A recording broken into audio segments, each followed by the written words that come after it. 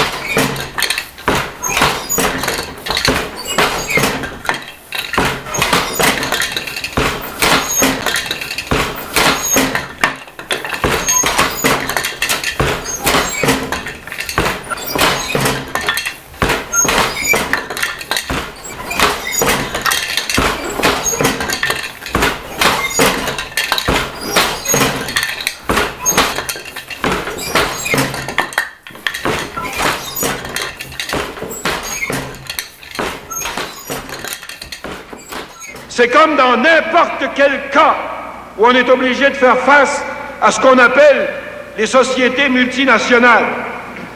Parce que multinational, c'est pas seulement étranger dans le pays où nous sommes, c'est étranger dans plusieurs pays en même temps. Ce qui veut dire que quand ils sont mal pris à une place, pendant un bon bout de temps, ils peuvent toujours essayer de se reprendre ailleurs. Et ça leur permet, plus facilement qu'à d'autres, de marcher sur la tête du monde puis d'éterniser les conflits quand ça fait leur affaire. Vous êtes vraiment tisserande? Oui, tisserande. Quand j'ai le temps, c'est une belle façon de juste penser à rien puis de s'occuper les mains. Puis j'ai un grand amour pour tout ce qui est un peu l'artisanat, ce qui fonctionne pas branché dans le mur. Je trouve ça vraiment super. Puis j'aime ça en faire avec mes enfants qui apprennent ça. Je pense que c'est important. Puis quand une fois qu'on a goûté au linge à vaisselle tissé, après on veut plus rien savoir de ce qu'on achète au commerce. Fait que ouais. Nous allons parler un peu de votre implication dans un dossier de pollution un peu extraordinaire. Vous êtes la nouvelle députée Québec solidaire, et là, c'est le plan de match. On fait quoi? Puis là, il y a le parti, puis il y a l'Assemblée nationale, puis il y a des priorités, puis il y a toutes sortes de choses. Mais ce qui arrive, entre autres, et de plus en plus fort dans votre cas, c'est le dossier de la pollution à Rouyn-Noranda, dans le quartier Notre-Dame notamment. C'est pas d'hier, là, que ça se passe. Comment ça se passe dans votre cas, la sensibilisation à ce dossier-là? C'est sûr qu'en militant à Québec solidaire, l'environnement, c'est une cause qui est importante pour nous. Moi, je suis une grande amoureuse de la nature, du territoire. Et ça paraît. Hein? Oui, j'adore ça. Puis, tu sais, moi, je suis pas venue dans le monde dans un canot, mais pas loin, là, tu sais. Fait que le territoire, l'environnement, c'est super important. J'ai toujours milité pour des causes environnementales. Puis, tu sais, on a quand même un historique, là, de militantisme écologique dans la région, tu sais, juste, on repense au milieu des années 2000, autour de 2006-2007, quand il y a eu Canadienne Malartic qui est arrivé, tu sais, le déménagement du quartier, cette immense fosse à ciel ouvert, la mobilisation qu'il y avait eu. Richard Desjardins avait réalisé son film True Story. Moi, j'avais, tu sais, suivi ça un peu de loin, mais ça fait partie de notre imaginaire, tu sais, ces histoires-là, puis de notre fibre de résistance, notre ADN de résistance aussi, tu sais. On a déjà vu ça, des grosses entreprises comme ça arriver pour venir s'accaparer nos ressources naturelles, bien sûr en échange de travail et tout ça, là, mais il y a des retombées, mais il y a toujours des enjeux environnementaux. Fait que ça fait partie, tu sais, de notre imaginaire collectif en Abitibi-Témiscamingue.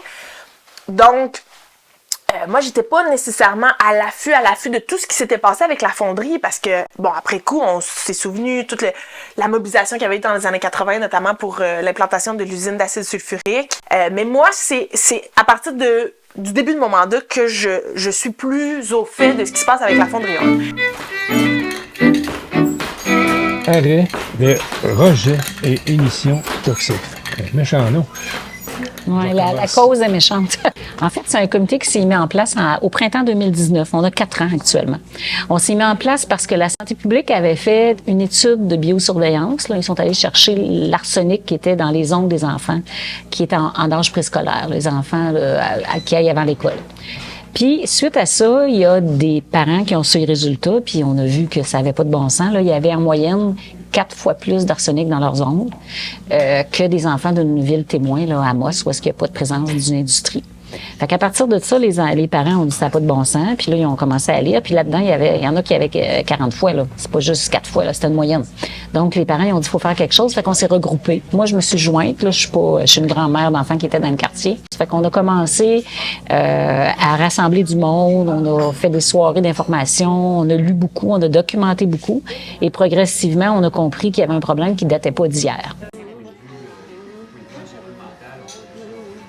Il faut savoir que déjà, depuis cet été, en fait, il y a plusieurs mouvements militants, que ce soit le comité Arrêt, Mères au front, Rouyn-Noranda Rebelle, le regroupement des citoyens, le Revimat, la coalition Québec Meilleure Mine. Donc, il y a vraiment plusieurs regroupements qui continuent de revendiquer le 3 nanogrammes, d'accompagner aussi les locataires, le Logimat, là, pour se retrouver des logements, puis aussi pour défendre leurs droits de locataires. Donc ça, les gens s'activent, se mettent en place, se regroupent aussi. Il y a eu une association là, de 5 mouvements militants pour s'assurer qu'ils puissent conjointement faire des poursuites judiciaires au niveau du gouvernement, puis au niveau de la fonderie, puis pour pas qu'on se fasse avoir dans tout ça, là. En cherchant, on s'est rendu compte que la fonderie est installée ici depuis le début des années 20. En fait, au départ, c'était une mine qu'il y avait ici. Les gens sont installés autour de la mine, c'est logique, c'est pas dangereux de t'installer au cours d'une mine. Puis souvent, c'était la compagnie qui installait le village. Là, on parlait d'une compagnie town à l'époque. Le directeur de la mine était le maire. Alors, à ce moment-là, il y avait la mine. Mais là, ils ont dit, on va faire notre transformation sur place, on va mettre une fonderie, un cementeur, comme ils appelaient à l'époque. Puis là, le gouvernement a dit, non, vous faites pas ça au milieu du monde. On est en 1925. La fonderie, la mine, a dit, non, nous autres, on veut ça proche parce qu'on veut pas dépenser pour rien pour transporter nos affaires. On va la faire proche, sinon on va fermer.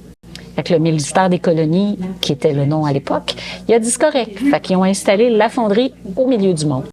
Alors, toutes ces émissions-là, les gens les ont sur la tête depuis longtemps. Alors, en fouillant, on s'est rendu compte que dans les années 70, il y avait des citoyens qui avaient bougé, qui avaient essayé de changer les choses. Ce qui dérangeait le plus à l'époque, c'était le soufre. On savait pas tout le reste, l'arsenic, plomb, cadmium et tout ça. C'était le soufre parce que ça a fait tousser. Ça donne une petite odeur particulière à l'air qu'on respire. Exactement. Puis ça fait tousser, c'est pas bon. Puis souvent, on pouvait pas sortir dehors à l'époque. Le dioxyde de soufre. Ouais. Dioxyde de soufre dans ces années-là. Est arrivé à ce moment-là le ministère de l'Environnement qui a été créé par la gang de René Lévesque. Puis une des choses qu'il a voulu faire, c'était de dompter, de civiliser la fonderie or. Fait qu'ils ont mis en place, le gouvernement à l'époque, qui ont fait beaucoup de bonnes choses en partant. Donc, ça s'appelait le Bureau d'études des substances toxiques. Fait qu'ils ont étudié ici la population, les eaux, la flore, la faune, un peu. Il y a eu 40 documents qu'on a trouvés là, qui existent sur les mortalités dans la population, entre autres, et qui nous ont intéressés le plus, puis sur l'imprégnation des enfants. À ce moment-là, on avait étudié les cheveux. C'est aussi un bon outil quand tu veux travailler sur une imprégnation chronique. On n'est pas sur quelque chose d'aigu où est-ce que tu prends dans l'urine ou dans le sang, parce que là, ça sort tout de suite. Puis quand tu es chronique, c'est moins des grosses quantités tout le temps, mais tu en as tous les jours, tout le temps. Ça fait que ça s'imprègne tranquillement dans le corps, puis ça finit par s'en aller, entre autres dans les ongles, mais ça a eu le temps de faire des dommages avant de sortir, grosso modo, en façon simple. Donc, on se retrouve avec des résultats. On a vu qu'il y avait eu des résultats où les enfants étaient imprégnés dans le quartier Notre-Dame, mais aussi au centre-ville, puis sur la rive sud du lac Ossisco. On a trouvé ces choses-là. On a trouvé aussi que dans les années 80, moi, j'étais de cette lutte-là. On avait beaucoup de soufre. J'ai fait partie du comité de citoyens à l'époque qui voulait que ça diminue. Puis, il y a eu, à ce moment-là, une usine d'acide qui a été mise en place, qui a été payée par le gouvernement. Finalement, là, la fonderie se l'est fait payer. Il ramasse 97. Il ramasse, oui. À l'époque, il ramassait juste 50, puis nous, on poussait pour qu'il se rende à 90, puis on se faisait trouver de débiles. Ça se fait pas se rendre à 100. Ben non, on se faisait traiter de débiles, même de vouloir rentrer à 90. Mais aujourd'hui, ils sont autour de 97, puis ils pourraient encore améliorer. Je pense qu'il y a de la pression pour qu'ils s'améliorent. Fait que ça a fait que l'arsenic, on savait pas ce qui se passait de ce côté-là. Il y avait un problème avec le plomb aussi. Ça fait qu'à ce moment-là, ce qui est arrivé, c'est qu'il y a eu une entente avec la fonderie qu'on décontamine les terrains du quartier Notre-Dame parce qu'il y avait du plomb sur les terrains où les enfants jouaient. Puis on s'est mis à suivre les enfants pour voir le taux de plomb. Ça a donné des effets assez importants parce que le plomb, c'est plus lourd, ça va moins loin, ça touchait plus le quartier. Ce qui ne veut pas dire qu'il n'y en a pas ailleurs, là, on en trouve aussi plus grand dans la ville. Donc, il y a eu comme une espèce de mur là, qui a fait que les gens ne savaient plus qu'il y avait d'autres problèmes parce que là, on pouvait sortir dehors sans toucher, en tout cas la majorité du temps, puis le plomb s'était suivi. L'arsenic a été comme échappé dans tout ça. Fait que fait attendre, ouais, pourtant c'est grave, mais ça sent pas, ça goûte pas, puis on le voit pas, tu sais, sans odeur, sans couleur, fait qu'on peut pas le savoir. C'est impossible de savoir s'il y a de l'arsenic. Les fameux nanogrammes, ce sont des milliardièmes de grammes d'infimes particules d'arsenic, des poussières invisibles à l'œil qui agissent en groupe. Il a démontré que s'il y a plus de 3 nanogrammes dans un cube d'air, d'1 mètre sur 1 mètre sur 1 mètre, les ennuis pour la santé peuvent entreprendre leur développement. Vous en respirez probablement un petit peu actuellement. Alors, dans le... Santé. Ah oui, hein? Fait qu'on se retrouve autour des années 2000 plus tard, ce qu'on a trouvé aussi. Fait qu'entre 95 et 2002 à peu près, il y a eu vraiment des quantités de soufre d'arsenic dans l'air de façon vraiment hallucinante. On peut pas le dire autrement. C'est monté jusqu'à 1000 nanogrammes en moyenne dans l'année. Ça veut dire qu'il y a eu des journées à 10 000. Fait que ça l'a inquiété le gouvernement. Donc, on se retrouve en 2000 avec le gouvernement qui dit « Oups, on va aller voir ce qui se passe, on va aller analyser qu'est-ce qu'il y a dans l'air, puis on va aller essayer d'évaluer la situation puis voir s'il n'y a pas des recommandations. » Ce qui se passait à ce moment-là, c'est que la fonderie avait changé son mode d'emploi, avait changé les techniques, il ajoutait de l'arsenic, il ajoutait de l'antimoine. Je n'irai pas dans le détail chimique, mais il y avait des modalités différentes qui ont fait augmenter ça dans l'air. Fait qu'évidemment, avec une étude, une recherche, avec les gens de l'INSPQ, du ministère de l'Environnement, du ministère de la Santé, qui sont venus voir ce qui se passait, bien là, il y a eu des choses qui ont changé. Ils sont revenus à la vieille méthode. Fait qu'ils sont retrouvés à descendre du fameux 1000, ils sont retrouvés autour de 160, 150, comme ils étaient dans les années 90 au début. Fait qu'à partir de ce moment-là, le travail qui a été fait par l'équipe interdisciplinaire du gouvernement, bien, eux autres, ils ont fait des recommandations. Ils ont dit, il faut que ça baisse à 10, parce que c'est dangereux pour la santé, ça n'a pas de bon sens.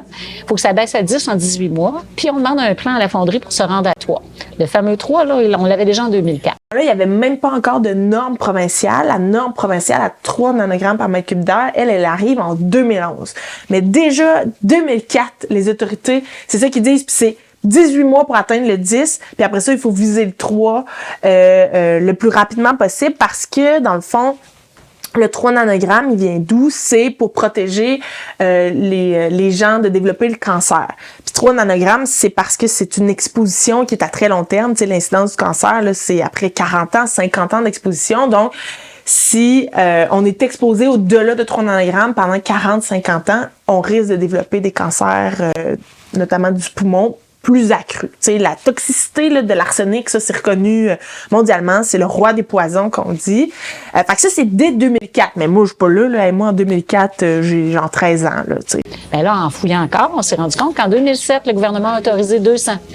Ben là, vous comprenez qu'on n'était pas en colère, pas à peu près. On essaie de comprendre ce qui s'est passé. Qu'est-ce qui fait que le gouvernement a autorisé 200 alors qu'il était déjà en bas de 200? Puis en plus, c'est dangereux. Puis l'équipe de spécialistes avait dit qu'il fallait que ça descende. Cela dit, on se retrouve 20 ans quasiment plus tard. On se ramasse en 2018 où est-ce que les ongles des enfants, où est-ce qu'on a... La santé publique avait décidé de faire une évaluation à ce moment-là parce qu'ils ont toujours suivi le plomb. Il y avait de la réhabilitation dans le quartier Notre-Dame, mais il n'avait pas suivi l'arsenic, puis il n'avait pas suivi l'histoire des cheveux qui s'était faite en 80, là, ça n'avait pas été 79, ça n'avait pas été suivi. Donc, ils ont dit, on va faire un check sur l'arsenic, puis on va vérifier le cadmium en même temps. Fait qu'en faisant cette évaluation-là, ont constaté l'imprégnation des enfants. Puis là, ils sont allés faire une étude aussi sur les adultes. C'est pour ça qu'on a eu cette étude-là. Alors, nous, dans le comité, on a continué de chercher, on a fait des représentations, on a écrit, fait des soirées d'information, on a eu une pétition rapidement de près de 6 000 noms qui ont été signés dans l'espace de cet été-là, de l'été 2019. On s'est retrouvés avec des médecins, il y avait une centaine de médecins qui avaient signé une lettre personnelle pour dire qu'il fallait que ça change.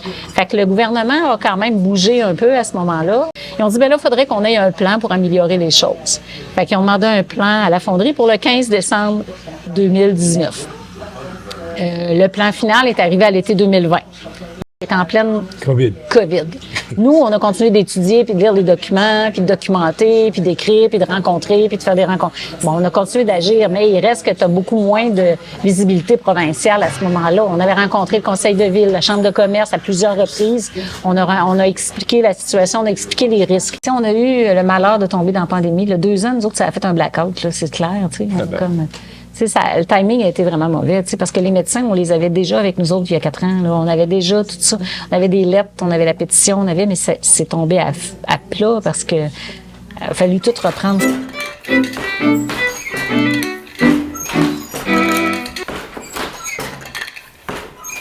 Autour de mars 2019, on veut me rencontrer pour me faire état des résultats de l'étude de biosurveillance qui avait été menée l'automne d'avant sur les enfants du quartier Notre-Dame. Et là, cette rencontre-là, elle est constamment repoussée pour que finalement, je finisse par rencontrer... La divulgation des résultats, là, vous dites. C'est ça. Finalement, on me rencontre au début du mois de mai.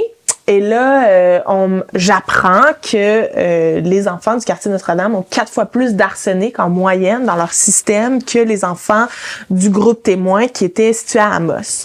Quelques jours après, la nouvelle devient publique. Et là, ça crée une onde de choc dans le quartier Notre-Dame et partout, pas juste à Rouen. Wow, OK, ça veut dire que nous, on est exposés vraiment à la pollution. Et là, c'est très concret, tu sais, l'impact que ça a sur la santé. Donc moi, dès ce moment-là, j'ai posé des questions à l'Assemblée nationale, donc mai 2019, et tu sais, rapidement, la première fois, c'est Lionel Carman, le ministre délégué à la santé et aux services sociaux, qui me répond puis qui dit quelque chose comme vous savez, on a pris connaissance de ça, mais la première chose que j'ai faite quand j'ai vu ça, j'ai appelé la directrice régionale de santé publique et elle m'a confirmé que les enfants à Rouyn-Noranda sont en santé. Bon. Ouais, c'est ça, c'est un peu c'était un peu limite là comme réponse. Donc on a un peu talonné à ce moment-là, mais eux, ce qu'ils nous disaient tout le temps, c'est ben là, ça, c'est juste les résultats, mais on va avoir l'ensemble de l'étude l'automne prochain. Fait qu'attendons avant de paniquer, puis attendons d'avoir l'étude. Et donc, l'été passe, l'automne suivant, fin du mois de septembre, c'est la journée où Greta Thunberg est à Montréal. Donc, manifestation monstre, il y a 1,5 million de personnes qui sont dans les rues, éclipse médiatique parce que Greta Thunberg est à Montréal. Puis avant la pandémie, là, on parlait beaucoup plus d'environnement. Là. C'était le sujet. Et c'est cette journée-là que la santé publique régionale a décidé de publier son rapport. Donc, nous, on est fâchés parce que c'est une journée d'éclipse médiatique. C'est un vendredi. Le Québec au complet est dans la rue pour parler d'environnement. Puis là, eux nous sortent cette étude-là. Ben, en fait, on n'apprend rien de plus que il y a une surexposition à l'arsenic dans le quartier Notre-Dame, les impacts de l'arsenic sur la santé. Le rapport est fait à peu près une quarantaine de pages. Puis, il est écrit clairement, noir sur blanc, que les risques d'une exposition chronique à l'arsenic peut entraîner le cancer du poumon, le cancer de la peau. Et la liste est longue et elle est inquiétante. Et quand on revient pour siéger dans les semaines qui suivent, début octobre, moi, je relance encore les différents ministres et même une fois, on fait un peu une stratégie parce qu'il veut à l'Assemblée nationale que le premier ministre se lève pour répondre aux questions des chefs parlementaires. Nous, à ce moment-là, c'est Manon qui est encore notre chef parlementaire. Donc, elle prend une de mes questions complémentaires pour s'adresser au premier ministre. Et le premier ministre répond, vous savez, les risques d'exposition à l'arsenic sont minimes. c'est ça qu'ils répètent. Là, nous, les cheveux nous dressent sur la tête, les gens à Rouen, nous, on relaie ça, évidemment, ça roule dans les médias, tout le monde est comme, non, les risques sont pas minimes. Et moi, je lui ai imprimé une copie du rapport, j'ai mis un post-it sur le chapitre où on parle des enjeux d'exposition à l'arsenic. J'ai mis ça sur son bureau le matin. Puis on a quand même pas mal talonné. Et là, bon, ça a suivi toute une question de le plan de la fonderie, leur droit de polluer arrive à échéance en 2022. Il va falloir travailler un prochain plan parce qu'à ce moment-là, en 2019, la fonderie a un permis pour polluer. Un permis pour polluer.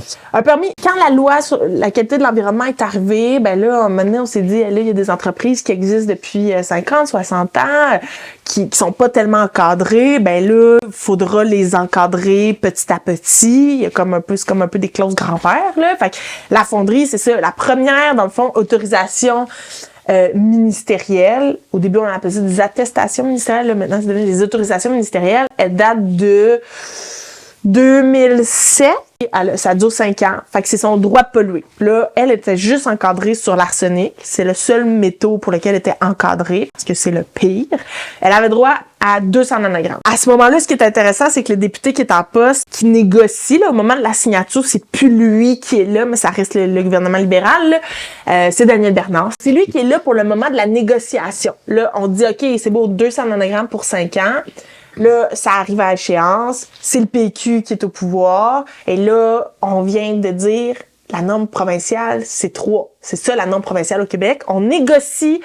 C'est très long avant de négocier une prochaine entente. Ça va juste il y a comme un passe-droit sous le PQ. Ça revient en 2017. Avec Couillard. Avec Couillard, où là, on dit, OK, 200, il va falloir que vous arriviez à 100 nanogrammes pour 2022. Ça veut dire que pendant 4 ans, ils sont encore à 200. Fait que là, ça, c'est depuis ça fait 10 ans, là. Ils ont comme mis pendant 10 ans, c'était 200 qui avaient droit. Après ça, il fallait qu'ils atteignent le 100 nanogrammes à la fin de l'entente.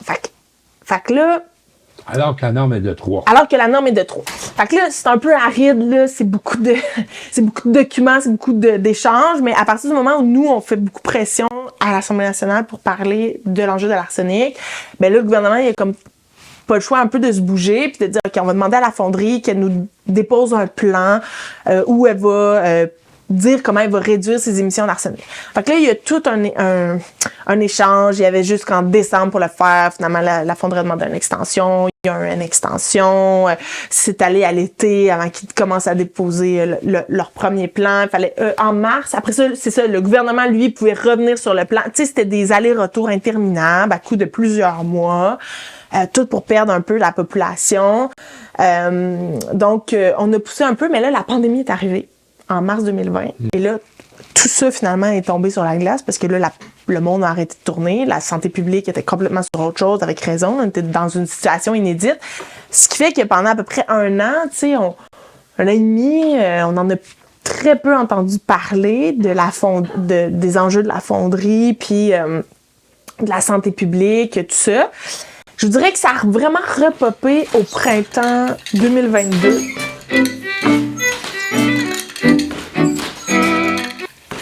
La santé publique, entre-temps, avait quand même travaillé très fort pour comptabiliser des données au niveau des cancers du poumon, des grossesses, des MPOC, la maladie pulmonaire chronique obstructive, et de l'espérance de vie. Et là, ils ont sorti les données au printemps dernier et c'est là que la bombe est tombée et que les gens ont commencé à nous croire. Parce que nous, on avait beaucoup documenté les risques. Dans notre comité, il y a pédiatre Dr Vincelette, qui est un néonatologiste, qui connaît tout ça puis qui a fait une revue de littérature incroyable. On savait qu'il y avait tous ces risques-là, mais on est juste des citoyens, même si on est des professionnels, peut-être plusieurs autour de la table. Vous n'avez pas accès aux médias. On n'a pas accès aux médias, puis c'est pas sorti de la région. C'est plate à dire, là, mais quand ça sort pas, comme c'était pas sorti de la région, a fallu les chiffres de différence au niveau de de l'espérance de vie pour que ça sorte de la région, qu'on attire les gens d'ailleurs pour que ça éclate, puis que ça bouge plus, puis que malheureusement on fasse parler de nous mal, mais autrement on n'aurait pas rien gagné. Il reste que là, ça a permis d'éclairer la situation, ça a permis d'augmenter la pression, puis ça a permis d'avancer quand même dans nos demandes. Au mois de mai 2022, On savait que là, l'entente arrivait à échéance à l'automne. Fait que c'est sûr que moi, je refaisais de la pression. Là. Quand j'étais en crédit budgétaire avec Benoît Charette, je lui posais toujours une question sur la fonderie, ça va être quoi les prochaines exigences, de toujours rappeler ce qui allait pas correct. Mais en mai, ce qu'on apprenait, c'est que là, la santé publique ont été capables d'extraire des nouvelles données sur l'espérance de vie dans le quartier Notre-Dame. Donc, on apprenait que les gens dans le quartier Notre-Dame vivaient à peu près, en moyenne, 5 ans de moins qu'ailleurs. Pourtant, on avait des taux de tabagisme, par exemple, similaires au Québec, avec une économie aussi similaire, là, parce qu'il y a toutes sortes d'indicateurs, tu sais, qui déterminent l'espérance de vie. Puis nos gens ici, ils vieillissent mal, ils sont maganés. Là. Un emploi sur 5 est dans les mines. Fait que c'est sûr que l'espérance de vie est quand même moindre à Rouyn-Noranda. Pourquoi? Incidence du cancer du poumon, 30% de plus d'incidence du cancer du poumon sur la population à Rouyn-Noranda. Les maladies pulmonaires d'obstruction chronique, une incidence 50% plus. Fait que ça, c'est tous les enjeux d'asthme, d'angine, tous les problèmes respiratoires. Une donnée aussi qui a été très choquante, c'est la surreprésentation des bébés qui viennent au monde trop petits, de trop petits poids. Donc, c'est sûr que ça reste des chiffres absolus qui sont moindres, mais quand on compare avec le reste de la population, ça devient inacceptable. Mettons qu'on peut dire qu'il y a anomalie statistique entre des prélèvements faits dans le quartier Notre-Dame, qui est celui qui est le plus limitrophe à la fonderie, et le reste de la ville, et si on compare avec d'autres villes de l'Abitibi, c'est démesuré. C'est démesuré. Et si la seule différence entre ce territoire jugé anormal et le reste, c'est le fait qu'il y a une fonderie qui crache des affaires dans l'air, bien là, tu as des petits pointillés, là, c'est facile à suivre. C'est clair. C'est clair pour nous puis pour vous, mais scientifiquement, c'est toujours difficile de faire les liens. Puis j'ajouterais qu'on n'a pas de radon, parce que des fois, c'est le radon. Puis on n'a pas plus de fumeurs qu'ailleurs. On a la moyenne provinciale au niveau des fumeurs. On n'a pas plus de fumeurs à Rouyn-Noranda. Donc, il n'y a rien d'autre qui pourrait expliquer le problème. Sauf que c'est toujours dur d'avoir une cause à effet dans ces histoires-là. On l'a su pour le tabac ou pour l'amiante, ça a pris des années.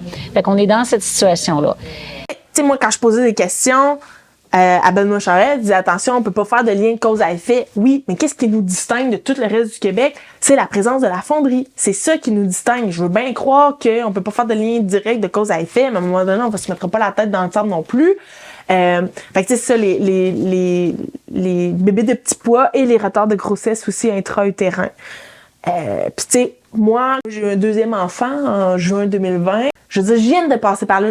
Tu sais, de mettre dans la peau des parents, tu mets au monde un bébé de faible petit poids. Bon. Puis là, t'apprends, c'est parce que j'habite dans le quartier Notre-Dame, il y a peut-être une incidence. Et ça a été un nombre de chocs. Là. Des parents qui sont maintenant parents d'adolescents.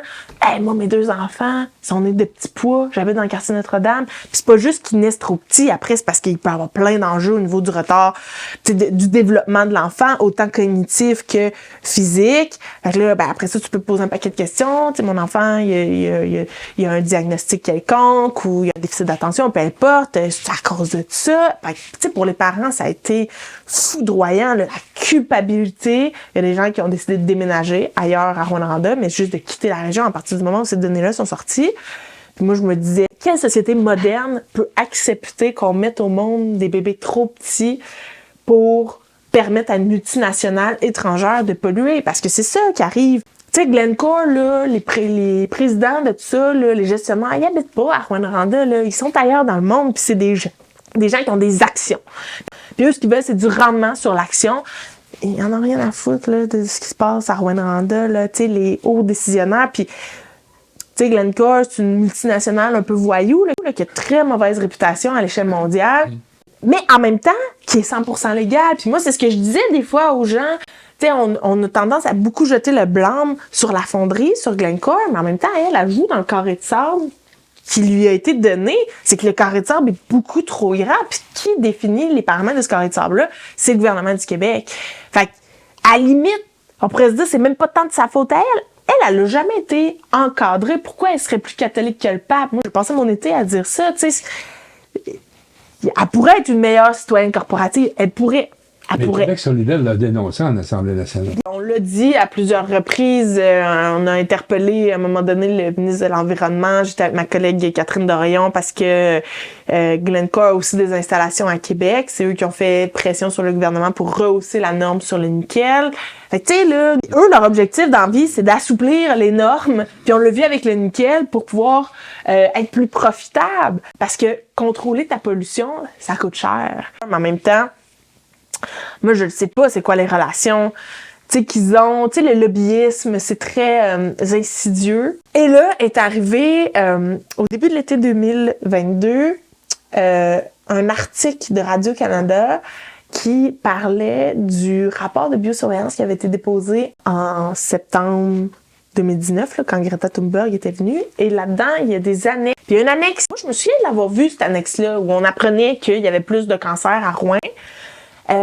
Puis Dr Arruda avait demandé de retirer cette annexe-là. Fallait pas associer directement les cas de cancer à la fonderie. Ça avait l'air d'être un lien direct, puis on pouvait pas mettre ça là. Ce qu'il a prétendu. On n'a jamais su le fond de l'histoire, mais ça a été enlevé. Quand il y a eu cet article-là qui titrait « Arruda a retiré une annexe de l'étude de biosurveillance », ben là, on arrivait à la fin où on siégeait à l'Assemblée nationale, peut-être un creux médiatique. C'est pas que je veux dire qu'on y est pour rien, mais c'est l'accumulation de tout ça, les interventions à l'Assemblée nationale, la mobilisation citoyenne, des citoyens très au courant, très impliqués, qui challengeaient beaucoup les autorités. Et là, t'as ça qui arrive où on aurait censuré de l'information. Et là, tous les médias se sont saisis du dossier de la fonderie. Et beaucoup se sont souvenus aussi, il y avait la députée Rouyn-Noranda-Témiscamingue qui en parlait. Puis moi, quand je faisais des conférences de presse là-dessus, là, à Québec, là, les journalistes ne me posaient pas de questions, puis ils regardaient le plafond. Là, on n'arrivait pas à... En région, on en parlait, mais nous, là, on est comme un peu des insulaires avec le parc de la Vérandrie qui nous coupe du reste du Québec. Fait que quand ça tourne dans notre région, ça tourne, c'est bien beau, mais pour attirer l'attention des décideurs puis ceux qui ont le pouvoir entre les mains, il faut que ça sorte d'ici. Puis ça, c'est très difficile. C'est ça le tour de force, c'est qu'on a réussi avec notre rigueur, avec notre cohérence, avec notre acharnement, à ce que finalement ça sorte. Et là, tout l'été, les médias nous ont pas lâchés, puis même plus que ça, on a réussi à imposer notre agenda politique à celui de François Legault, du gouvernement du Québec. Ça, c'est un tour de force quand même important, là, de dire... Il n'y avait pas une journée où on ne parlait pas de la fonderie Horn dans tous les médias nationaux. François Legault faisait des conférences de presse, se faisait challenger. Puis la force aussi de ça, c'est à quel point la population s'est saisie du dossier. Puis les gens se sont informés,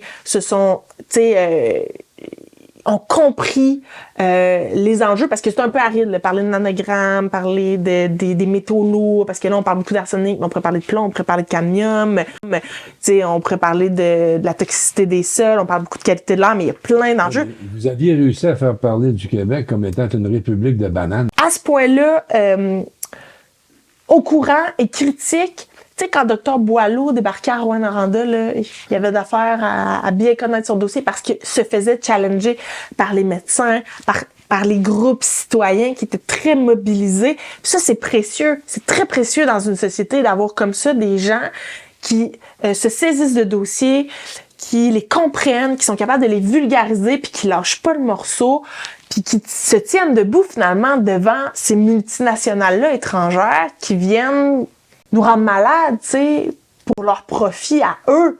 Tu sais, moi, je l'ai souvent dit, mais au-delà d'une lutte pour la santé des gens et la santé de l'environnement, c'est aussi une lutte d'autodétermination régionale. Vous savez, vous pouvez venir, tu sais, voici les conditions pour venir opérer chez nous. C'est fort, là, ça. Une population comme ça qui se prend en main, là, puis qui est capable de mettre son pied à terre. Moi, je trouve ça formidable. Moi, j'ai été le relais, finalement, de ça. Puis ce que j'ai dit aux gens beaucoup, c'est autant, moi, les groupes citoyens ont donné du sens à mon travail, parce que c'est notre job, hein, dans le fond, être un député, c'est d'être le porte-voix, d'être le relais de la population, puis pas de ceux que leurs intérêts sont déjà défendus par d'autres. Tu sais, la Chambre de commerce était sur mon dos, mais mais vous autres, vous en avez des leviers, là. Vous avez déjà un pouvoir d'influence. Le simple citoyen, là, il y en a pas beaucoup des relais, puis ça, c'est la job des élus. On est élus par les citoyens, et donc, ma parole, elle doit porter celle des citoyens. Et tant mieux si moi, j'ai pu donner du sens à leur lutte. Puis je pense que c'est ça qui a aussi peut-être fait en sorte que ça a été différent par les années passées où il y avait des citoyens qui étaient mobilisés, mais qui n'avaient pas de relais à l'Assemblée nationale. Fait que c'est dur d'aller ébranler les colonnes du pouvoir quand t'as pas personne à l'autre bout pour shaker la baraque, tu sais. Fait que ça a été très... Je pense que ça a encouragé aussi les citoyens à continuer parce que ils voyaient que ça portait fruit. Tu sais, c'est un gros travail. Moi, je me souviens, ma dernière question que j'ai posée à l'Assemblée nationale avant la fin de la législature, à la fin du mois de juin dernier, en 2022, c'était la dernière question de Québec solidaire. C'est moi qui l'avais, puis je l'ai posée sur l'arsenic. Ce matin, j'ai un chiffre pour le ministre de l'Environnement. 98%. 98% de tout l'arsenic émis au Québec, c'est dans l'air de Rouyn-Noranda. Les citoyens sont inquiets pour leur santé. La mairesse réclame un plan ambitieux et global. Les médecins réclament une intervention urgente. Est-ce que le ministre va imposer la norme québécoise, oui ou non? Puis Benoît Charette m'a répondu les 2 premières questions, mais la troisième, c'est Pierre Fitzgibbon qui s'est levé puis qui a dit « Oh, vous savez, j'ai dîné avec les CEO de Glencore il y a 2 semaines en Europe, puis ils sont très préoccupés par l'arsenic, puis ils vont faire ce qu'il faut, tu sais. » Aïe, aïe, ça te tente pas, tu sais, de venir t'asseoir avec des parents à Rouyn-Noranda pour avoir l'autre son de cloche? Tu sais, quelle déconnexion!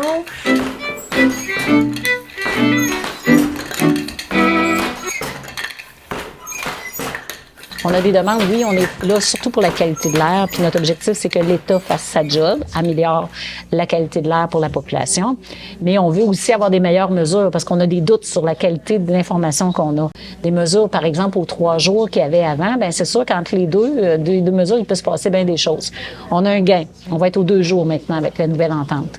On voulait des mesures tout le tour de la fonderie. Actuellement, il y en avait pratiquement juste au sud de la fonderie, donc là, on va en avoir un peu tout le tour. Il y en a 3 autres qui s'ajoutent. Ça va nous donner une meilleure idée de la situation. On a des gains de ce côté-là sur les mesures, mais le besoin de fond, c'est d'avoir de la bonne air, de l'air comparable ailleurs. On est traité injustement par rapport au l'est de la province. On se considère considéré comme des citoyens de seconde zone. Mais ce bout-là, il n'a pas été beaucoup réglé, là. On n'a pas, le gouvernement n'a pas été très exigeant avec la fonderie.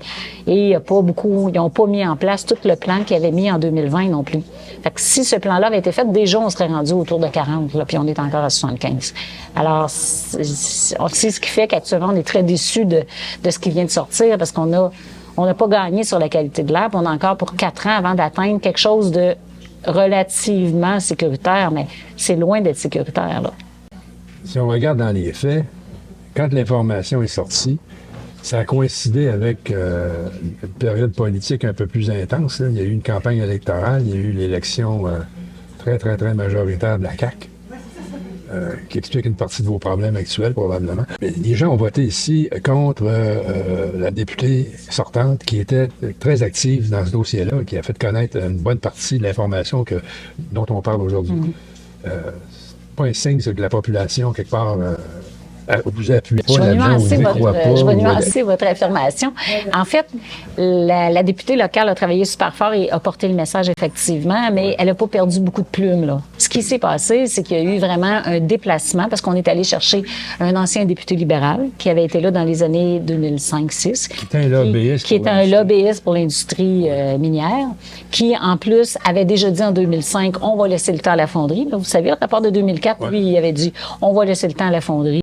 Qu'elle puisse répondre à cette situation-là. Alors, on l'a jamais entendu par la suite, ça. Puis tout à coup, il est réapparu comme candidat de la CAQ. C'est sûr qu'il y a des gens qui l'ont suivi. Puis ici, les libéraux se sont vraiment effondrés à 3%. C'est clair qu'il y a eu un gros mouvement. Donc, il n'y a pas eu de recul, mais il n'y a pas eu de division de vote du tout. Les gens sont allés avec la CAQ. Puis on garde l'historique ici aussi, c'est qu'on a souvent, c'est rare que les gens ont fait 2 mandats de suite. Fait qu'en partant, déjà, c'est les gens... Donc, c'était pas un référendum. C'était pas un référendum. C'est pas un référendum. Il y a des gens... puis, il y a eu une concentration du vote un peu plus urbain cette fois-ci. Puis, dans le quartier ici, c'était clairement pour la candidate. Là. Selon votre pif, là, vous feriez un référendum actuel sur cette question précise. Ce serait quoi le résultat? Ben moi... Ce que je peux vous dire, c'est que moi, là, qui n'étais pas quelqu'un de très connu, puis que là, j'ai fait beaucoup de médias et tout ça, j'ai une personne à date qui m'a dit Nicole, si t'aimes pas ça, tu peux t'en aller.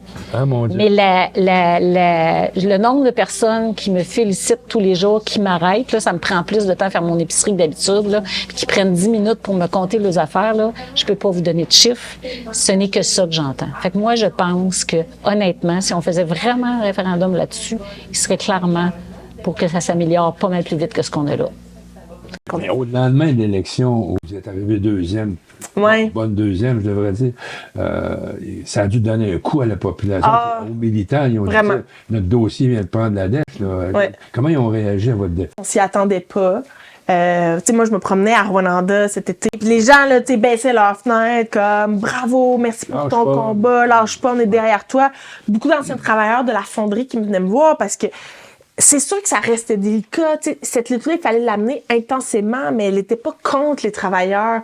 Puis moi, c'est peut-être mon plus grand regret, c'est de ne pas avoir réussi à bâtir des ponts plus rapidement avec les travailleurs pour qu'ils ne se sentent pas menacés par nos prises de position qui étaient fortes, mais on n'avait pas le choix d'être fort parce que sinon, ça n'aurait pas bougé. Puis après, ben, ce qui était choquant, c'est que tout le monde nous avait dit, ben là, elle va fermer. Elle attendez, là, entre qu'elle ferme ou qu'elle continue comme telle. Il y a un monde de possibles, là. Mais attention, il y a quand même un précédent de fermeture sauvage chez Glencore. En mars 2003, Mark Rich, PDG de Glencore, fermait sans préavis la fonderie Métal Europe Nord, mettant à pied 830 travailleurs de la région de Calais. Qualifié alors de voyou par le président de la France, Jacques Chirac, Rich avait été pardonné en janvier 2001 par celui des États-Unis, Bill Clinton, moyennant contribution électorale substantielle, alors qu'il avait été condamné à 325 années de prison. Si l'usine a été démolie, ses environs sont encore toxiques de nos jours et le nombre de grands malades ne cesse de croître. On brandissait cet épouvantail-là, puis le gouvernement a utilisé ça contre nous énormément. Là. Ben, c'est parce que, oui, si vous voulez se resserrer les normes, elle va fermer. Fait que ce que vous voulez, c'est qu'elle ferme. Non, c'est pas ça qu'on veut.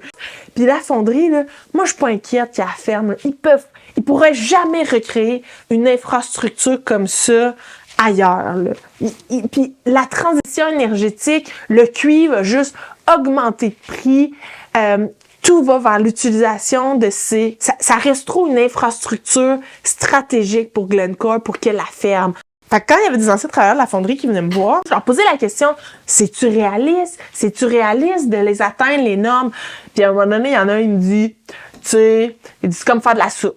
Quand tu trouves que ta soupe, elle goûte trop salée, t'as juste à mettre moins de sel. Il dit, c'est la même affaire. C'est des recettes. Fait que là, on sait, là, les teneurs en arsenic de chacun de nos concentrés, puis là, on mélange ça, puis ça donne quelque chose. Fait que si tu veux mettre moins d'arsenic dans l'air, ben, il faut que t'en rentres moins. Puis c'est ça l'enjeu avec Glencore, c'est que les intrants qu'ils utilisent, il y a à peu près 5 fonderies dans le monde qui utilisent des intrants aussi toxiques, intoxiqués à l'arsenic, parce que ce sont les plus payants à transformer. Puis ça arrive de partout, là. Partout dans le monde, ça arrive à Rwanda, puis c'est ici que c'est fondu. Il faudrait agir sur la nature des intrants, mais ça, il y a personne qui veut toucher à ça. Tu sais, un autre monsieur que j'ai croisé dans la rue, puis qui me disait, tu sais, on roulait tout le temps à côté d'embarrure, toute l'allée où on coule les anodes, ça roule tout le temps, plein régime. Mais il dit, j'en ai visité d'autres, moi, des fonderies où ça roulait pas tout le temps plein régime parce que ça nous permettait de faire des entretiens, ça nous permettait de faire les manipulations qu'il faut, puis c'est moins intense à chaque fois. Fait que, tu sais, quand t'entends ça, des anciens travailleurs, ben oui, qu'il y a des possibilités. Puis c'est pas des... Tu sais, l'innovation technologique, on nous a beaucoup parlé de ça, puis que la technologie n'existe pas. Je m'excuse, là, encore, il y a à peine un mois, il y a du concentré de cuivre qui a été répandu partout dans le quartier Notre-Dame, parce que les tas de concentrés, ils sont pas sous couvert.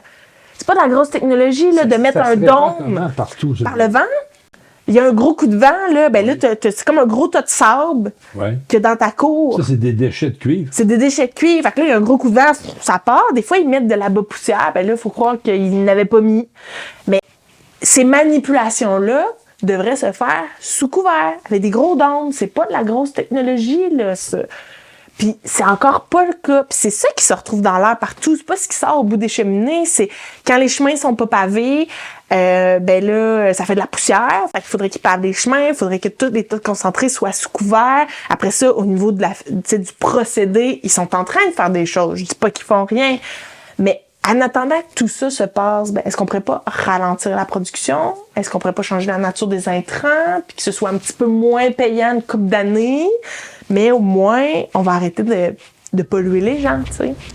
En début mai 2023, la population de Rouyn-Noranda, incluant le conseil municipal, apprenait par les médias que le ministère de l'Environnement avait ouvert une enquête pénale sur cet incident. Citant la directrice régionale du contrôle environnemental du ministère, les médias ont souligné que le dossier devrait normalement être transmis au directeur des enquêtes criminelles et pénales. Il y a un syndicat CSN. Je les ai rencontrés plus tôt dans mon mandat. On avait eu une rencontre très cordiale. Au début de l'été, là, quand ça a pris des proportions, là, on a tenté des approches avec les syndicats, puis on n'avait pas de retour, jamais, on n'avait pas de retour. Puis à un moment donné, on a compris que, dans le fond, ils souhaitaient pas nous rencontrer. Ça nous a été dit. Pendant la campagne électorale, à un moment donné, moi, je prenais un bain de foule, puis là, je me suis approchée d'un groupe de gens qui ont fortement réagi quand ils m'ont vu. Puis finalement, ils ont fortement réagi négativement. Puis c'était des travailleurs de la fonderie, puis ils voulaient pas me parler. Puis moi, je leur ai dit, je suis allée vers eux quand même, je leur ai dit, tu sais, je suis très consciente que ça doit être difficile en ce moment. Moi, je veux vraiment vous dire qu'il y a rien de ça qui est contre vous. Puis moi, on a tenté des approches avec les syndicats. Moi, je suis super partante pour vous rencontrer. On peut aller prendre une bière ensemble, puis on va en jaser. J'ai pas de problème avec ça. J'avais pris le nom du gars. Je l'ai ajouté sur les réseaux sociaux, j'ai envoyé un message. J'ai pas eu de retour. J'en ai conclu que finalement, c'est ça, il n'y avait pas eu de volonté de sa part. Vraiment, comme il me l'avait dit, oui, on ira prendre une bière puis on s'en parlera. Le syndicat des travailleurs de la mine Noranda à Rouyn-Noranda a décliné l'invitation de Production Ferrisson à l'effet de participer à une entrevue filmée sur la situation actuelle et à venir à la fonderie Horn. Cela lors d'un entretien téléphonique qui s'est déroulé le 28 mars dernier. Toutefois, le président du syndicat, Stéphane Larente, a précisé que l'amélioration de la santé et de la sécurité des travailleurs de la fonderie était une priorité pour son syndicat, lequel soutenait les efforts de l'entreprise visant à réduire ses émissions polluantes. En outre, le syndicaliste a mentionné être préoccupé par les impacts de l'extension de la zone tampon sur la population du quartier. On est convaincu que ces gens-là font le best. Mais c'est pas eux autres qui choisissent qu'est-ce qui rentre dans la machine. Puis c'est ce qui rentre dans la machine qu'il faut regarder. C'est ce qui rentre dans le processus. Parce que ce qui rentre est tributaire de ce qui va sortir. Fait que ce qui rentre est très contaminé, il y a beaucoup d'arsenic, beaucoup de métaux qu'on veut pas voir, qu'on veut pas respirer. Ben ils peuvent pas tout filtrer, puis c'est très complexe de le faire. Donc, même si tu travailles bien fort, puis même si tu améliores les processus, plus tu rentres de scrap d'un bout, plus il va en sortir à l'autre bout. Fait que ça, actuellement, on n'a pas de contrôle là-dessus, puis on sait que les gens qui travaillent là ont bien des idées. Là, ce qu'on entend, c'est que les idées se mettent plus en place qu'avant.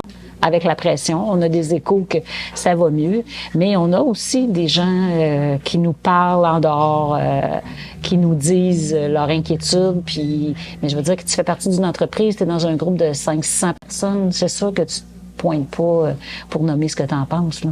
Tu sais, je veux dire, on a plein de dénonciations, mais on peut pas les nommer, on faut les garder pour nous. Plein de monde nous nourrissent aussi avec des trucs qui pourraient se faire. Quand je vous dis que ce qui rentre a un impact à la sortie, je l'ai pas inventé. Là. Moi, je suis pas une métallurgiste, là, je suis une infirmière. Mais sauf que je suis capable de lire, puis il y a plein de documents, puis il y a beaucoup de gens qui nous ont expliqué qu'il y a moyen d'améliorer ça beaucoup plus que ça l'est. Il y a l'expression chinoise, hein, garbage in, garbage out. Ça ressemble à ça. Ouais. Mais la municipalité, là-dedans, vous avez un conseiller municipal. Vous avez des conseillers municipaux, vous avez ces gens-là doivent être au courant que les gens sont mécontents. Vous savez, il y a toujours dans une situation comme ça des gens qui veulent pas croire, qui nient la situation. Hein? L'image de la parade. Là. Il y a des gens qui mènent la parade, il y a des gens qui sont dans la parade, puis il y a des gens qui savent pas ce qu'il y a dans la parade, qui existe qu'il y a une parade. Mais il y en a à tous les niveaux, partout dans la ville, puis au conseil municipal aussi. Il y a des gens qui comprennent ce qui se passe, il y en a qui aiment mieux pas l'entendre. Parce que tu sais, c'est impliquant si tu y crois. Là. Si tu réalises que ta décision peut avoir un impact sur la santé du monde, c'est inquiétant. Fait que t'aimes mieux faire du déni puis de dire que c'est pas vrai. Fait que tu peux te faire croire ça. D'autres ont des influences de la fonderie, un petit peu de chantage ou du gouvernement aussi, parce que même l'État est au courant de tout ça. Là. J'y crois pas à la municipalité, honnêtement. Actuellement, là, je pense qu'ils sont dépassés. Honnêtement, là, je pense qu'ils comprennent pas les enjeux puis ils sont complètement dépassés. Je m'arrête là.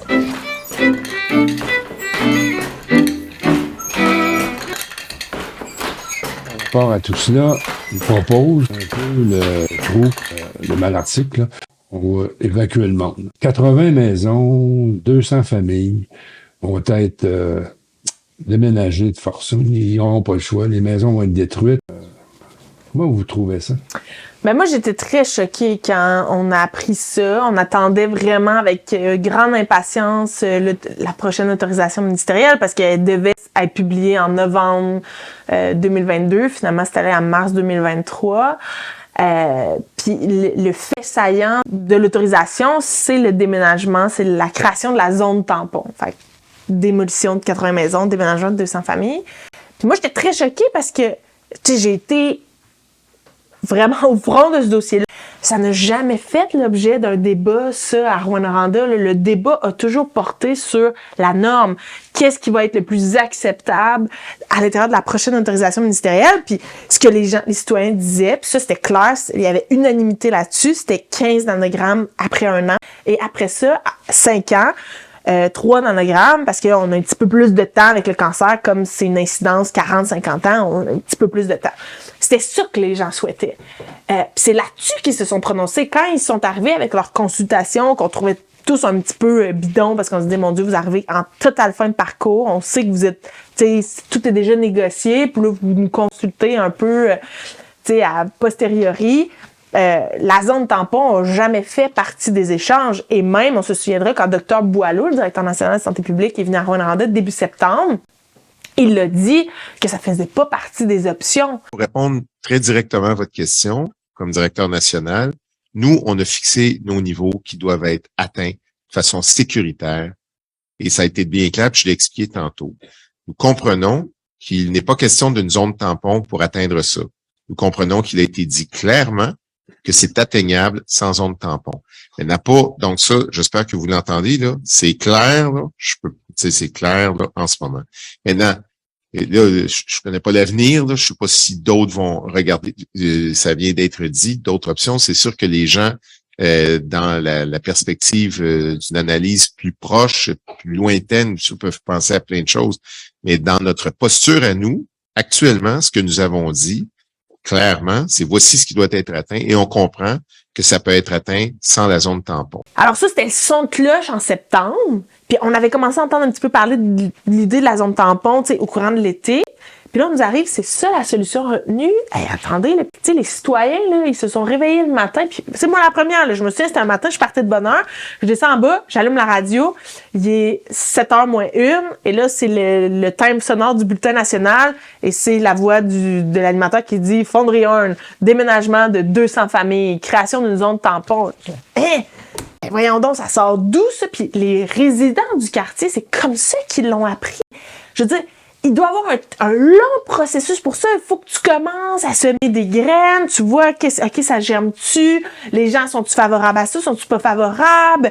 Tu sais, il y a quelque chose à mettre en place là, pour amener... Si c'est ça que tu souhaites, là, ben, faut que tu amènes les gens à accepter cette idée-là avant que tu l'officialises, tu sais. En faisant valoir tous les avantages d'un tel déménagement. Tu sais, moi, je me dis, la question, c'est pas d'être pour ou contre, mais comment ça a été fait, c'est complètement inacceptable. Ceux qui habitent ailleurs qu'à Rouyn-Noranda sont protégés par une norme édictant que la moyenne annuelle d'ingestion d'arsenic est de 3 nanogrammes par mètre cube. Par contre, les résidents de Rouyn-Noranda, eux, devront attendre 2027 pour bénéficier d'un discutable palier de 15 nanogrammes par mètre cube comme moyenne annuelle, alors que Glencore aura le droit de cracher jusqu'à 200 nanogrammes par mètre cube en moyenne quotidienne. Surtout qu'on ne resserre pas les exigences. C'est sûr que l'autorisation ministérielle, c'est bien mieux que rien puis que ce qu'il y avait avant. Là. C'est vrai que ça va jamais aussi loin. Le gouvernement, l'été dernier, dit voici à peu près ce qu'on mettrait dedans. Là, il y a eu des consultations, il y a eu des mouvements. Les gens disent non, nous, le 15 nanogrammes, c'est dans 1 an, c'est pas dans 5 ans, c'est trop tard, etc., etc. Il y a rien qui a changé ou à peu près là-dedans. Et là, on ajoute la zone tampon, mais qui n'a pas fait l'objet de discussion jamais. Fait que les gens ont reçu ça vraiment comme... tu sais, foudroyé complètement, puis c'est de dire, hey, on me tasse plutôt que de régler le problème à la source. Puis qu'est-ce que vous faites de la solution de déménager toute une partie de quartier vers des espaces plus ensoleillés et moins toxiques? C'est une solution pour la fonderie. Parce qu'on mesure à la limite du terrain, puis moins il y a de monde proche, moins on leur fait des exigences. Pour eux autres, c'est une espèce de solution. Là. Actuellement, là, on va endurer qu'il y a une école dans le quartier là, qui est pas très loin, mais qui est un peu plus loin, là, qui est au plus, puis qui va probablement avoir encore l'année prochaine autour de 25-30 nanogrammes dans l'année. Là. Ça veut dire ça qu'on accepte au-dessus de 15 une école où il y a des enfants. Là. Puis le 15, c'est comme la limite s'il y a juste de l'arsenic. Mais là, on sait qu'il y a du plomb, du cadmium, du nickel, du chrome, etc. Ça fait que c'est pas vrai que la santé publique peut être contente de ça. Puis c'est pas vrai que juste d'éloigner les limites du quartier. C'est sûr que ça joue un petit peu, mais c'est vraiment pas la solution. Puis quand le vent va pas vers là, il va vers des gens qui sont aussi proches. Là. Si le vent va plus vers l'est ou vers le nord, il y a d'autres personnes qui sont... Au moins, on va pouvoir le mesurer maintenant avec la nouvelle entente. Ben moi, ma crainte, c'est que tranquillement, si tu commences à vider un secteur du quartier, tu vas finir par vider tout le quartier. Tu sais, je pense qu'à un moment donné, il y a une espèce de mouvement en chaîne. Là. Ça, ces maisons-là, ça s'en va. Là. Celles d'en face sont là, mais en arrière, ils s'en vont. Ils s'en vont. On garde le devant, là. C'est comme un peu ridicule, là. Je veux dire, sur le principe de dire, bon, plus t'es loin, plus t'es en sécurité, sur le grand principe, je veux dire, c'est sûr qu'il y a quelque part, mais c'est parce que là, ça veut dire que dans ce temps-là, on ne demande rien à la fonderie, là. On ne demande pas plus. Tu sais, on se sert de ça. Puis, peut-être qu'il y aurait eu quelque chose à faire de ce côté-là, mais pas comme ça, pas de façon cavalière comme ça a été fait. Écoutez, ça aurait pu être travaillé en parlant aux gens, en regardant est-ce qu'il y a des possibilités, quand les gens vont quitter tranquillement, on pourra agrandir une partie verte, là, tu sais. Il y a bien des façons de faire ça, mais pas d'annoncer ça cavalièrement dans les médias, là. Puis les récents événements nous montrent aussi que rien ne sera réglé si on ne réduit pas la source. Le quartier qui s'est fait poivrer par les concentrés de cuivre, je dis pas plus acceptable. Là, ils ont pelleté tout le quartier. Ça a pris 10 jours avant qu'ils commencent à pelleter, mais on était chanceux, c'est l'hiver. Fait que ça paraissait, tu sais, la suie noire sur la neige, mais dans la pelouse. Je suis pas sûre qu'on s'en serait rendu compte, moi, si cet épisode-là avait dû arriver l'été. Fait que les citoyens ont pris conscience. Ah, c'est ça, tu sais, c'est ça qu'on respire, là. Écoute, la santé publique nous disait, sortez pas vos animaux de compagnie. Mais les enfants, ils ont eu de l'école, là, pendant ces jours-là, puis ils sont allés jouer dehors, là. Puis on nous disait de garder nos animaux de compagnie à l'intérieur. Tu sais, moi, des fois, je me promène à Rouen, je vois des enfants qui mangent de la neige, je capote, là.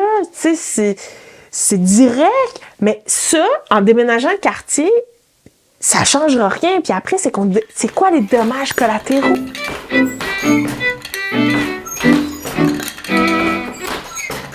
Les individus qui sont situés dans la zone tampon, c'est pas un groupe homogène, là. C'est très métissé. Il y a autant des professionnels que des étudiants, que des artistes, que des gens, je dirais, plus vulnérables. Il y a des propriétaires et il y a des locataires. Pour les propriétaires, c'est clair que tu sais, souvent, ils ont rénové, ils se sont construits un nid. C'est à proximité de tous les services dans ce quartier-là. Donc là, d'essayer de retrouver une maison équivalente à ce prix-là. C'est sûr qu'il y en a qui sont contents. Voilà ma chance de m'en aller. Parce qu'après, tu restes à 100 pieds de la fonderie. Qui va acheter ta maison? Il était pris. Alors là, ils ont une porte de sortie. La fonderie va acheter de gré à gré les maisons. Donc, selon le coût de la valeur marchande. Mais quand on décrète qu'un quartier est contaminé, la valeur marchande chute. Donc, avec le prix des maisons actuelles, ça va être très difficile pour eux de se retrouver dans une habitation qui est similaire. Après, c'est une négociation de gré à gré avec Glencore. C'est des combats de David contre Goliath. La fonderie a ouvert un bureau communautaire ici. Je suis allée les voir. Là, l'équipe n'était pas là. Il y avait juste une jeune fille en place qui tremblait presque à ma venue, là. Donc, alors que j'étais tout souriante. Bonjour, je m'en viens voir. Mais c'est clair que cette personne-là a dû rencontrer plusieurs personnes mécontentes parce qu'il y a énormément de colère là, pour les gens qui sont affectés. Mais plus largement, les résidents de Rouyn-Noranda, il y en a qui ont grandi là aussi. Donc, l'attachement au quartier, il dépasse largement la zone tampon, là. Quand je pense aux locataires, bien, eux, ils payent à peu près 500-600 $ pour un 4,5, 5,5, 6,5, ce qui est plus des coûts qui sont accessibles. Là. Je veux dire, il n'y a pas de loyer disponible à Rouyn-Noranda à l'heure actuelle à ces prix-là. On est en crise du logement à Rouyn-Noranda. Il y a un taux d'inoccupation à 0,8 %. Il y a des centaines de ménages déjà sur les listes d'attente pour du logement social ou abordable. Donc, ils vont perdre possiblement en qualité de vie. Puis, tu sais, l'idée de construire dans les 3 prochaines années des logements HLM à prix modique, ben on a déjà de la difficulté à construire les choses actuellement sans avoir de retard et de dépassement de coûts. J'ai de la difficulté à concevoir qu'on va être capable de faire ce projet-là en 3 ans. Ceux qui sont plus vulnérables, c'est tout un écosystème, hein? C'est des gens qui s'entraident, ils se connaissent, ils empruntent de l'argent à un en attendant que le chèque rentre, la voisine qui vient garder les enfants. Donc, c'est tout ça à se rebâtir. Donc, on peut penser qu'il y a beaucoup de gens qui vont se désorganiser. Puis, moi, ça fait 40 ans que j'habite à Rouyn-Noranda et puis c'est assez récent là, que je vois qu'il commence à avoir une problématique d'itinérance. Donc, est-ce qu'on va exacerber cette problématique-là? Les refuges sont pleins, les services sont débordés. Donc, socialement, la ville au complet va être... le sentiment de sécurité de la ville va diminuer aussi. Et c'est un quartier qui a une très belle mixité aussi. Donc, beaucoup de petits commerces. Tu peux tout faire à pied, aller à la pharmacie, aller dans un café, aller au restaurant. Il y a une coiffeuse, des dépanneurs. Une super de belle librairie. Une super de belle librairie, des salles de spectacle, le cabaret de la dernière chance, il y a le petit théâtre. Et tous ces petits commerces-là vont perdre énormément de clientèle. Puis, moi, je trouve ça fâchant. On parle toujours de la pauvre multinationale qui va perdre des profits. Mais tous ces petits entrepreneurs-là qui ont choisi, tu sais, Rouyn-Noranda, qui investissent temps et énergie depuis des décennies, ben là, eux autres, on peut leur amputer, 15% de leur clientèle, puis c'est pas grave, tu sais. C'est la vie. C'est la vie. C'est une fatalité. Puis ça va déstructurer, tu sais, le quartier. Bien, c'est sûr que pour les commerçants, ça dépend du type de commerce. On a des commerces nichés comme des cliniques médicales ou des notaires. Ça, je pense que les gens vont pas nécessairement perdre leurs clients. Mais les commerces de détail comme l'épicerie ou les dépanneurs, les bars, les petits restaurants, c'est clair que là, tu perds un bassin de 200 personnes qui viennent régulièrement dans ces commerces-là. Puis il y a une vie de nuit importante aussi. Dans le Vieux-Noranda, il y a plein de bars, il y a une activité nocturne. Donc, ça va clairement affecter ces entreprises-là. Puis pour nous, au Petit Théâtre, bien, c'est pas tant, tu sais, les gens viennent de partout, là, même de l'extérieur de la ville pour venir voir nos spectacles, mais c'est plus dans notre essence. Nous, on est un théâtre de quartier. On a fait des spectacles pendant des années, Manoranda, dans ces ruelles-là. On est proche de notre communauté. Fait que là, on se fait amputer une partie de notre communauté. C'est d'ailleurs pour ça qu'on ouvre notre lieu pour donner la parole à ces gens-là qui n'ont pas suis donner leur voix avant d'apprendre cette décision-là le 16 mars dernier. S'il y avait un référendum demain matin, je suis pas sûre de la réponse. Tu sais, il faut vraiment resserrer les normes à Glencore où on déménage le quartier. Moi, je pense que les gens iraient plus vers le resserrement des normes. Est-ce que les gens, tu sais, vont être capables de renverser la vapeur? La question demeure entière parce que moi, ce que je trouve que ça révèle, cette situation-là, c'est un déficit démocratique, en fait. Tu sais, le gouvernement arrive avec ses gros sabots, impose cette décision-là. On a un conseil municipal qui est un peu dépassé par la situation, qui dit, ben, si c'est ça que le gouvernement décide, c'est ça qui va se passer, qui ne contredit pas, qui ne challenge pas, Tu sais, les mécanismes de contre-pouvoir, là, c'est sain dans une société, puis en ce moment, à Rouyn-Noranda, il n'y en a pas. Puis il n'y en a pas au provincial, il n'y en a pas au municipal. Alors, tout ça repose sur les épaules des citoyens qui luttent là, depuis des années déjà, puis qui sont extrêmement créatifs. Il y a un livre qui est sorti, Arsenic, mon amour. Il y a déjà des soirées artistiques qui se sont organisées spontanément. Puis nous, ben, au Petit Théâtre, on a acquis pendant la pandémie une antenne radio militaire à 5 km de portée. Donc, c'est sûr qu'on remet en place cette radio-là pour permettre aux groupes communautaires de transmettre leur information puis d'informer la population aussi. Puis on avait un projet pour le 100e de la ville de Rouyn-Noranda. Il faut savoir que le quartier est prévu d'être rasé dans 3 ans. Et puis dans 3 ans, la ville va avoir 100 ans. T'sais, fait que c'est tout un momentum. Quelle est la trame narrative de ça? Pour les 100 ans, on détruit le quartier. Fait que là, on est en train de documenter au niveau de l'histoire, au niveau des gens, qu'est-ce qu'ils ressentent, qui a vécu là, d'aller chercher les histoires pour le plus rapidement possible garder cette mémoire-là de ce quartier-là parce qu'on est une ville boomtown, une ville industrielle qui est un des premiers plans urbanistiques au Québec, qui a été conçu pour que dans un rayon de 500 mètres, tu puisses à la fois habiter, te divertir, aller travailler, magasiner et tout ça. Là, au niveau du déplacement actif, c'est clairement un quartier idéal pour ça. Là. Tu peux ne pas avoir de voiture.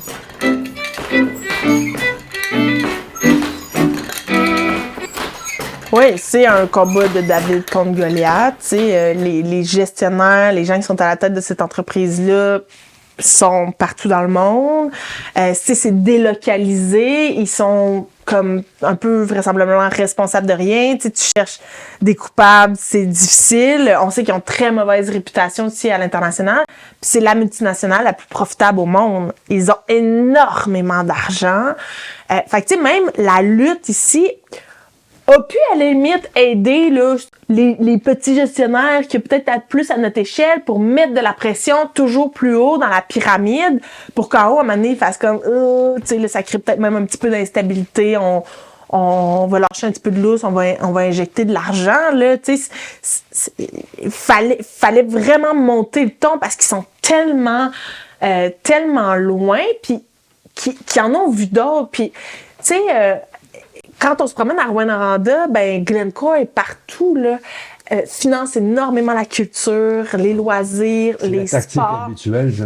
Les organismes communautaires. Fait que ça fait tout du monde après qui n'osent pas prendre la parole parce que puis c'est pas pour blâmer les gens puis de leur dire qu'ils se sont fait acheter, c'est pas ça, mais c'est sûr que quand ton organisation bénéficie d'un gros montant d'argent, c'est juste humain là, de dire mais peut-être que m'a passé mon tour pour commenter le dossier parce que ça permet après ça de faire vivre plein d'activités culturelles tripantes à Rouen. Fait que ça, c'est juste humain, tu sais, faut pas blâmer les gens, mais eux, derrière ça, c'est comme ils huilent, tu sais, la machine à acceptabilité sociale, puis c'est juste des stratégies pour qu'après ça, rendre l'inacceptable plus acceptable. Puis ça, c'est déplorable. Puis ça, il faut le dire. C'est sûr que Glencore, en fait, à la base, c'est la mine Noranda et tout ça, se sont développés un réseau de soutien communautaire avec la communauté qui est exceptionnel dans le sens où non seulement ils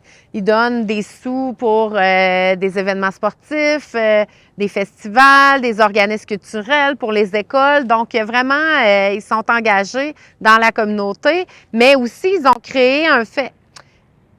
Si tu es un cadre à la fonderie puis que tu t'investis dans un conseil d'administration d'un organisme culturel ou communautaire ou une fondation, ben il y a des heures de travail qui sont rémunérées quand tu es là. Ce qui fait que dans plusieurs conseils d'administration d'organisation, tu as des gens de la fonderie. Fait que ça muselle un peu quand même les gens. Sont mal à l'aise de parler de ça dans le conseil d'administration parce que là, il y a quelqu'un qui est là. Souvent aussi, ils amènent un apport financier important à des organisations qui ne pourraient pas se permettre de perdre cet apport-là. Nous, au Petit Théâtre, on a décidé, on est toujours financé par la fonderie. On en est bien content. D'ailleurs, on pense qu'ils se doivent de financer la qualité de vie, la santé, l'éducation et tout ça. Mais on leur a pas offert de visibilité. Puis quand je parlais de ça à mes collègues ou à d'autres personnes du milieu de la culture, ils disaient « Ah ouais! » Puis ils t'en ont donné quand même. Mais tu sais, je pense qu'on manque de courage. Donc, c'est ça. Je pense qu'il y a moyen de cohabiter puis de se prononcer même si on est financé par la fonderie, puis de se prononcer même s'il y a quelqu'un sur notre conseil d'administration qui représente la fonderie. À l'été, quand on a annoncé la crise de l'arsenic, il y a plusieurs personnes qui se sont positionnées, que ce soit le Collège des médecins, l'UQAT, la Chambre de commerce et tout ça. Je te dirais que maintenant, certaines personnes sont plus frileuses. Il faut savoir que c'est une petite communauté. Les gens, on les croise à l'épicerie.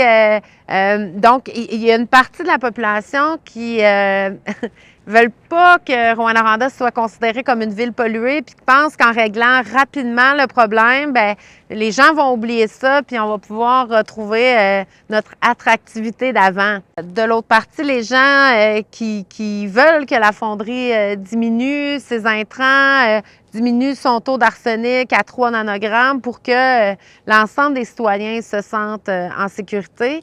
Je dirais que pour l'heure, il n'y a pas grand monde là, qui, à part les groupes militaires et tout ça, qui vont démontrer qu'ils sont contre. Ce que je me rends compte, c'est que ça prend du courage. C'est comme si c'était très gros, là, tout ça. T'sais, on se sent à Rouyn-Noranda un peu au centre du monde, l'air de rien, parce que en Abitibi-Témiscamingue, on est une région minière. L'or, c'est la valeur refuge. On assiste à des AGA de mines et tout ça. Donc, on a l'impression d'être connecté sur le capitalisme, en fait. Puis, on est au début de la chaîne, puis on est à la fin aussi avec la fonderie, le fait qu'on recycle les matériaux. Fait que de changer tout ce géant système-là, c'est très gros. Est-ce qu'on a l'énergie pour ça?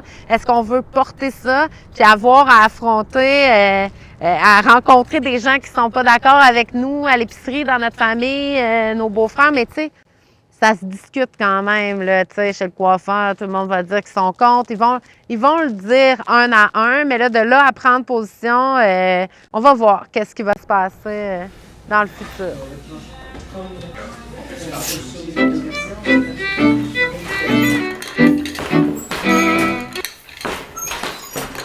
Moi, quand j'entends un directeur de santé publique qui nous disait en septembre qu'il fallait que le 15, on l'atteigne cette année, là, puis qui me dit qu'il est content aujourd'hui, je ne comprends pas.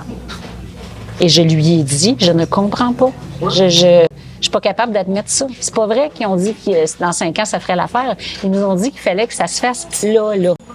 L'histoire de la zone tampon, c'est sorti d'un chapeau aussi. Ça a été posé clairement dans des rencontres publiques au Dr Boileau, puis il a dit non, on travaille pas là-dessus, il y a beaucoup d'autres choses à faire avant. Et là, on nous dit que c'est la solution tout d'un coup. Voyons donc. Il y a notre directeur de santé publique est aussi sous-ministre à la santé. Je ne sais pas si vous le savez, mais je pense qu'il doit avoir de la misère des fois à choisir lequel qui parle, puis il doit avoir beaucoup de pression lui aussi. Fait que moi, j'ai malheureusement, je lui ai dit ce que je vous dis là. Ma confiance en la santé publique actuellement, elle s'effrite beaucoup, puis pourtant je viens de domaine-là et j'y crois beaucoup, puis je suis pas une fille de complotiste là.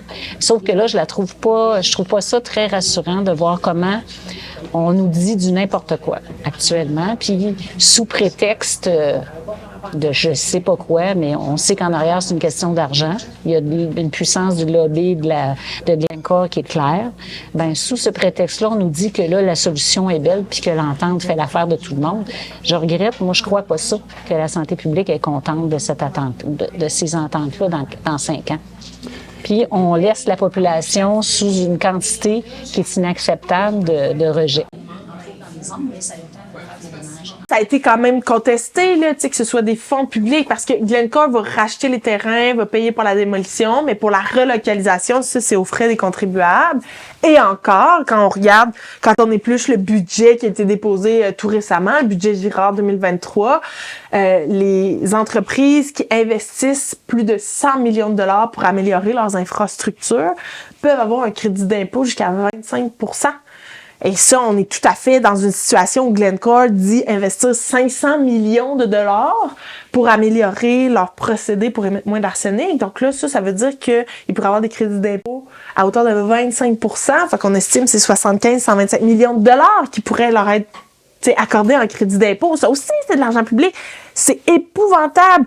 Moi, je questionne vraiment, tu sais, comment ça se fait qu'on est à la solde comme ça des multinationales? Comment ça se fait qu'on n'est pas capable d'instaurer des rapports de force? Nous, on trouve que ils sont pas assez vigilants, puis il n'y a pas assez de contraintes ou de punitions. Tu sais, quand tu dis à quelqu'un de pas faire quelque chose puis qu'il fait pareil, ben il faut que tu tapes ses doigts. Je regardais dernièrement, en 21, il y a eu 83 avis de non-conformité au niveau de l'eau, des sorties d'eau.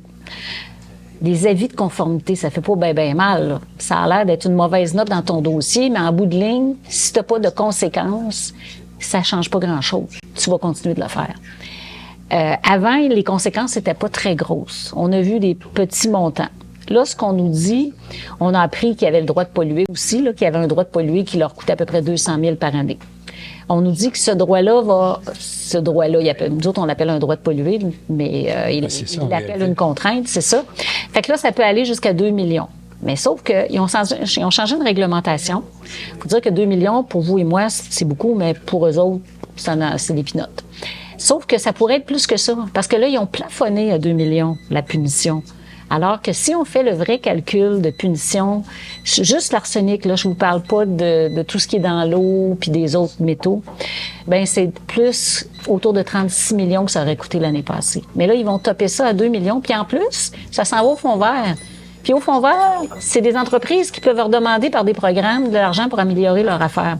Ça fait que finalement, on finit peut-être qu'ils vont pouvoir récupérer le 2 millions qu'ils ont mis pour s'en servir pour faire des beaux projets d'amélioration. Fait qu'on est là-dedans. Fait que nous, on a beaucoup de craintes que les contraintes ne soient pas suffisantes. L'histoire d'un avis de non-conformité, là, ben, t'attends pas d'en avoir 80 avant de faire quelque chose. Fait qu'on se rend compte qu'il n'y a pas beaucoup de contraintes puis on serre pas la vis très souvent. Vous allez faire quoi comme comité par rapport à ça? Bien là, pour commencer, on va s'assurer que les citoyens aient de l'information. Parce qu'actuellement, ils ont pas d'information. Ils se font faire des rencontres individuelles.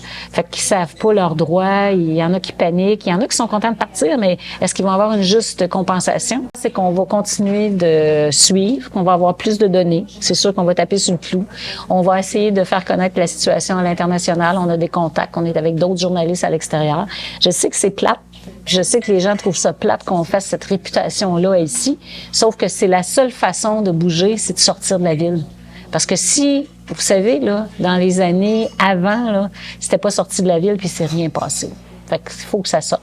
C'est l'aura, le mauvais aura qu'on a eu provincialement qui a fait une différence.